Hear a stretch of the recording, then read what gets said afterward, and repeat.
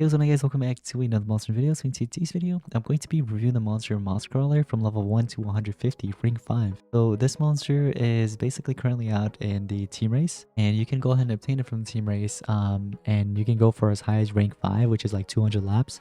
But I told you guys the monster is worth it, and I'm going to do a review on it soon. So today, we're doing that review, and it's going to be a max level rank 5. Showing you guys the best skills, the best stream setup, and everything you need to know. So before we get started, it would be appreciated if you guys could drop a like and subscribe if you're new around here. But go ahead and get started.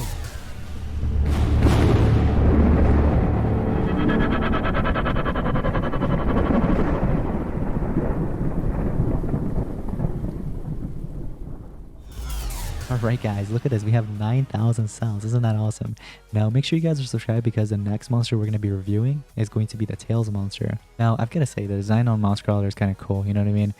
But anyways guys, before we get started, I want to give a huge shout out to Social Point. I really do appreciate them giving me the resources to make this video possible for you guys. So they went ahead and provided all the cells for Mosscrawler, and of course the Tails monster, which we're going to do another review on. It's going to be a separate video.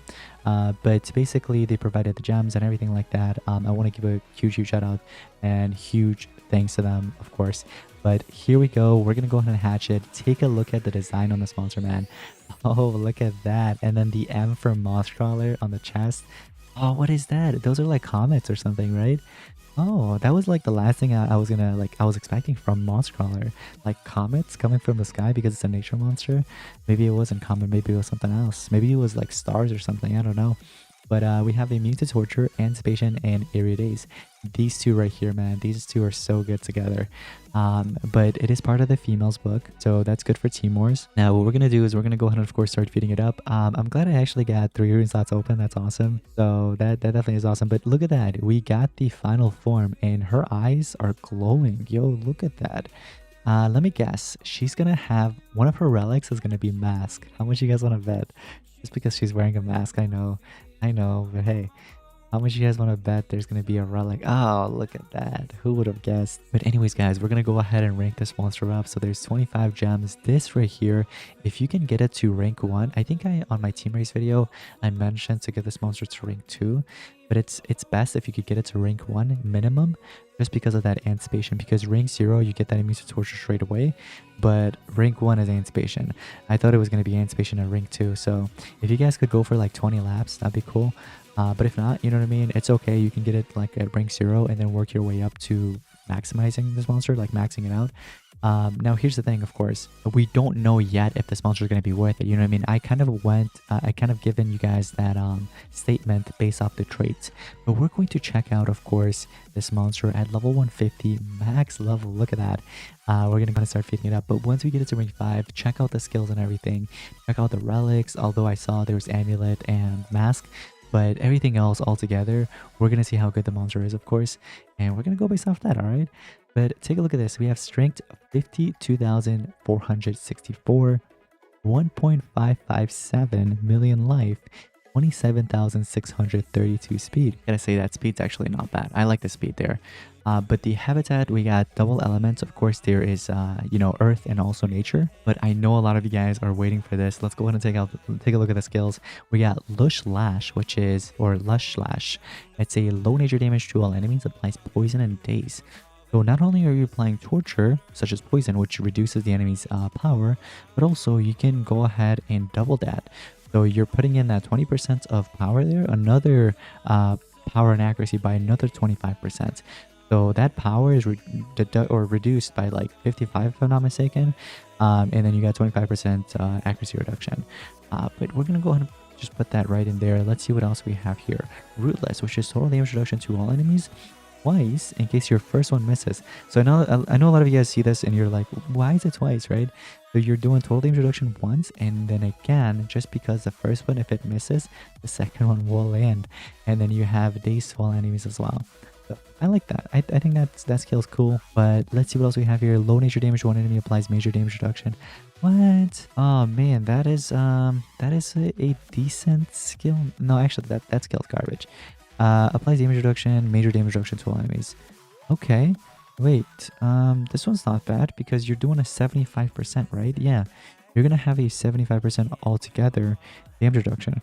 Removes all negative side effects, applies major damage reduction. Oh, why? Wait, I don't understand why she would do that. Look, a damage reduction, a major damage reduction to itself after you NER. Yo, come on. I mean, it's not a big deal. It's not like it's a accuracy reduction, guys. Think about that, okay? I understand there's a major damage reduction to itself. It's only to itself. You don't really need to care about that. You really don't.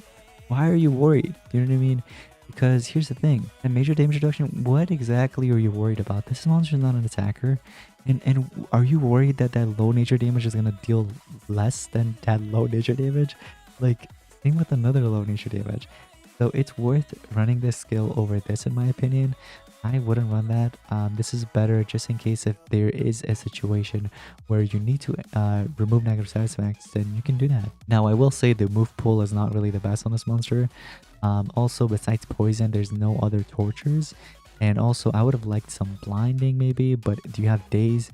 Again, instead of poison, I would have liked if there was like full total blind. So you're doing, or like 50% blind, you know what I mean? That way you have a 75% altogether with some power reduction as well. But the stamina cost is not bad, but on the other hand, this, look at that. I don't know how I feel about that. You know what I mean? The cooldowns can be a bit high. Before we get into the runes, let's get into the relics. When it comes down to the mask, I would highly recommend, this is one of my personal favorites, Torvox's mask. You can never go wrong with that one. You can do like Fury Dojo mask, or any other like Cosmos Civilization would be an idea, or a decent one. This won't actually be a bad idea too if you want to run this one. It's more of like a defensive kind of relic. You can even do like a Tetsuman's mask if you have that. Now, me personally, I'm gonna run Torvox's mask over the Fury Dojo just because with this one, you're gonna be applying curse to the enemy. So after you apply whatever damage, right? Like let's say whatever skill you want to do. This one, it won't kick in, just to kind of give you a heads up. So this one is just gonna do a total damage reduction. But this one right here, so you're gonna apply poison, you're gonna apply daze, and then you're gonna apply curse on top of that to everybody, which can kind of, you know, help you out in some situations. Now, I know there's like this love amulet. Yeah, this love's amulet is actually a good one. So when the turn ends, if any enemies under damage reduction status, it deals this many points of magic damage and applies possession. So in my opinion, the Love's Amulet is probably the best amulet to give to this monster, just because of the fact you're going to possess them and also, you know, use whatever negative side effect that you want to do on them. You know what I mean? Like those damage reductions, you can definitely do that, or poison days. So it would be a good idea to run that. There is actually two other ones. Yeah, Antlerian is actually a really good one if you would gift that, or you could do a Golfal's Amulet. Me personally, I'm going to run this one. I think this is going to be a good relic that I'm going to be running for sure. So these two together, you know what I mean? Not only are you going to apply curse here, but you're also applying toxins as well. So when the turn starts, if the wearer's stamina is above 50%, which is going to be 90% of the time because you have that Torvox's mask, you're going to be dealing the nature damage, but also toxins, guys. So altogether, it's gonna kind of help her out with those skills, because those skills can, you know, be a bit but you can definitely help yourself out a little bit. Now, when it comes down to the runes for this monster, guys, I would highly recommend just giving in like a mix of speed and team speed. This is what you want to do. So you can either run like a full team speed like this, or you can have some fun running something like this. Like, there you go. So 2 speed, 1 team speed. Again, you can do like just a mix of both. You can even do like a triple speed on this monster if you want. Although now that I'm thinking about it, I might actually do a triple speed just because. So we got 56.6, 62. So you want another monster to take in the turn before you so they can open up the path for you. For example, Stina would be a good monster just because this monster does have, you know, removing evasion right here. There is taunt, you know what I mean, which removes taunt and mega taunt, and you guys already know this because I'm sure a lot of you guys watched the review already. If you haven't, check it out.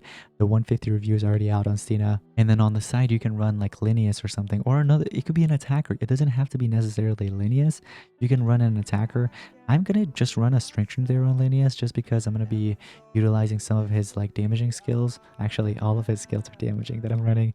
I can use those to kind of like attack with it, you know what I mean, while these guys are, you know, kind of helping fight off in the battle. And let me give it this underworld trap instead. All right, guys, take a look at this. We're up against JJ. We got King Adam in the enemy team, and then we have Gracehill to mess around with. So here's what we're gonna do. First of all, there's no evasion, or else I was actually going to remove that, but we're going to remove all taunts and mega taunts, open up the path for the monster, of course, because remember, that's what you want to do. On top of that, this monster is also good to kind of like, you know what I mean, mess around a little bit more like CDA or like the remove 100% stamina. But we're not going to actually, yeah, let's just do this just because Grayseal's taking the next turn. And then with Grayseal having no stamina, I'm just going to charge up. But then this monster gets a turn. And look at that. Toxins kick in. Now, the good thing about that toxins is if the enemy doesn't have torture, immune to torture, these guys unfortunately do. But this one didn't. So look at that. There's toxins already. And that's one of the deadliest tortures in the game. Now, what you can do is you can do a total damage reduction or you can apply poison daze. I like this one because it does that low nature damage, but then you're able to kick in your relic. There it is, Torbox's mask. Now, again, these guys are just lucky they have that immune to torture. Maybe I should have switched out the monster, actually. I'll do that for next battle, I think. But here with JJ, I can't really do anything, so I'm just going to go ahead and charge up. And then remember, I'm running that strength on this monster. He should be able to help me out a little bit. I'm going to do that fire weakness with the earth weakness on them. So there we go. Now, Stina gets in the turn here. We can do a CD8 to everybody. That way it doesn't really kick in his awakening, I would say. It wouldn't like trigger as a +1. So there goes toxicating again, toxication, whatever. So this removes any negative side effects if there are any, but we're going to do a total damage reduction on them. And what's cool about that is that it doesn't trigger the awakening again because the monster needs to be damaged. And none of those skills are really like triggering anything, which is really cool.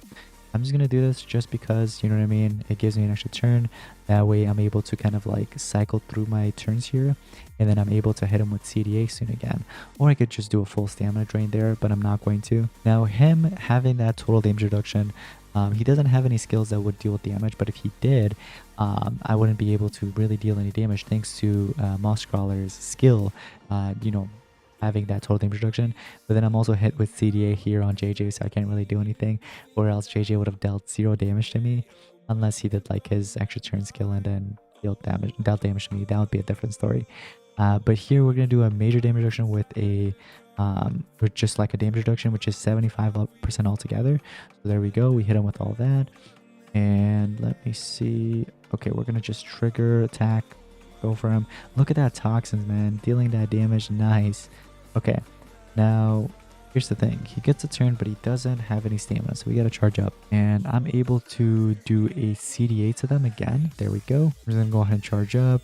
She gets a turn. We can there's no need to remove any negative side effects because there isn't really any negative side effects on me. Now here's the thing, we're gonna go ahead and basically kind of, you know, test out the major damage reduction with the other one. So both, oh, they didn't even kick in. Great, that's just perfect. Well, that really sucks. I'm not gonna do that. Let's just charge up. But he has a 25% damage reduction. What does that mean? Well, if we went ahead and attacked, oh, he's gonna destroy him here. That's not a good way to, okay, but he would have dealt a lot more damage. Let's just say that. There goes toxins, you know what I mean? Toxins kicking in. Cool, awesome. But with this monster, we could remove the negative side effects. So that trample, whatever that is, you know what I mean? We can actually remove that, or we could do a full damage reduction here to them. Unfortunately, it missed. No, wait, it actually kicked in. That's cool. So I'm not gonna hit him with CDA just because I want them to get a turn in, just so you guys can see here. If we were to do this, look at that, 0 damage. Thanks to that total damage reduction. We're gonna try doing this too, and oh, dealt damage. I think it's because he didn't have that total damage reduction on him. All right. Well, here's the thing. Here's what we can do. I'm not gonna trigger his awakening. Let's do a major damage reduction with a 25, and then we can do a full stamina drain, or we could just CDA them. I think it's gonna be better to just CDA. The only issue is my attacker died, so it's hard for me to win now.